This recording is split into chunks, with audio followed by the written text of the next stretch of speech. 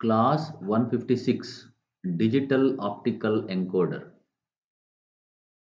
It can be used for linear and rotary motion or position. Okay. Here we are discussing with rotary, hence we also call it as optical shaft encoder or digital shaft encoder. So it is a device that converts motion or position. Okay, motion or position. Okay, into a sequence of digital pulses directly. You will see it. Okay, see here. This is the part of disc on the shaft, which will be mounted on the shaft, which is coupled to the motor. Here you have two patterns, A and B. You can also have like this single pattern and two sensors, photo sensors and detectors. You can have like this or like this.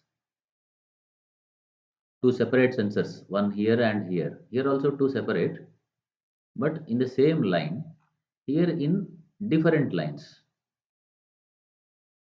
Okay, two patterns separate means two sensors in separate lines. Single pattern means two sensors in single line displaced by 90 degrees. See, say now black is 1 and white is 0, or how it is designed like that. Positive logic means 1 and negative logic means black will be 0 and white will be 1, like that. You know that. Positive logic and negative logic. Now when light is interrupted and allowed to flow, you will get pulses, photoelectric pulses, photoelectric devices. You will get pulses here. Okay, see here we have four positions, one, two, three, four, then repeats, means you have 0 0 0 1. See, 0 0, first is 0 0, here first is 0 0, second is 0 0 1, next 1 1 1 0. Okay, like that. See, four patterns you will get. You can see here you will get for two types of two outputs in sensor A and sensor B. Okay, now one is out of 90 degrees phase with respect to the other. Say one full cycle means from here to here, means 0 0 1 1. See, 0 0 1 0 0 1 1 0 0 1 1. A also you'll get 0 0 1 1 0 0 1 1. But in this, if the disk rotates clockwise, then A is lagging with respect to B.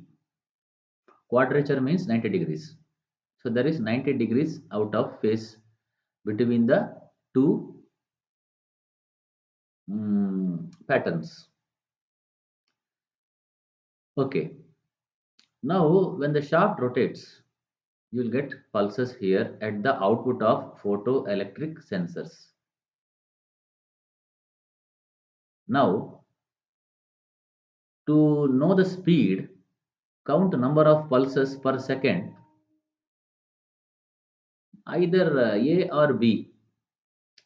Any one is enough. To know the direction of rotation, if A is lagging B by 90 degrees, it is clockwise. If you rotate it anti-clockwise, A will be leading B by 90 degrees.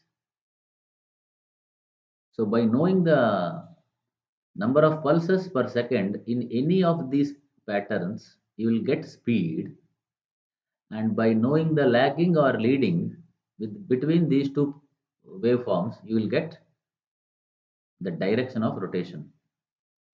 So both speed and direction can be measured. If you want to if you want to measure the position, okay, then you need an extra sensor, okay, which gives another pulse, Z pulse, say synchronizing pulse. So it identifies the reference point in the shaft. This is the reference point. With respect to this, you can calculate 10 degree, 5 degree, 10, 15, 20, like that. If this is not there, you cannot determine the position of shaft, only speed and direction. So if you want only speed, no need of direction, then there is no need of even B. Only one pattern is enough. A is enough. Just measure number of pulses per second. If you want to measure, if you want to know direction, you should have B also. If you want to know the position, you should have Z also. So like that. I think there is no need to write this. Check yourself how much you have to write in examination. So light source will be at one side and detectors means receiving elements on the other side. Or sometimes both can be at the same side as already explained in the previous classes. Okay. Now this is okay.